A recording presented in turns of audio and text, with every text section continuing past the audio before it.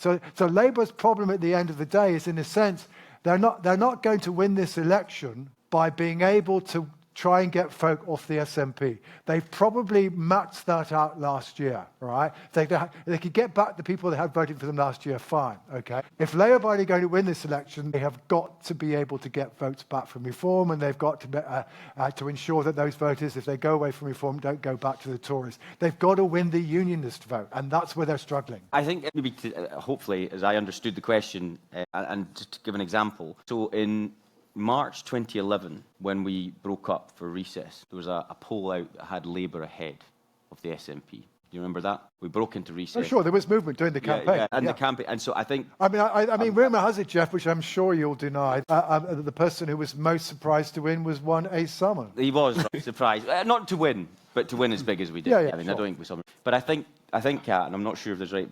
Within that campaign, people kind of changed their mindset from the UK election contest in 2010 to a Scottish contest. It wasn't all that happened. And I think the question is, and Anna's putting that forward. Yeah, am I right in saying that? Yes. Could that happen but again, the world has moved on, right? Yeah. Okay. So the point is that until the 2014 independence referendum, there was always a significant difference between the levels of support for the parties for Westminster and for Holyrood. Yeah. So the SNP, until 2014, were always able to do better for Holyrood than they could for Westminster, and the opposite was true for Labour. And in a sense, it was about, when people were voting for Westminster, they were talking about which would be best for the UK as a whole, and when they were voting for the Scottish election, it was what was best for Scotland. And the Scottish Socialities data showed that. The independence referendum, because it made the constitutional issue so central, ended that because, of course, in 2015, the folk who voted for independence in 2014 were so keen to repeat what they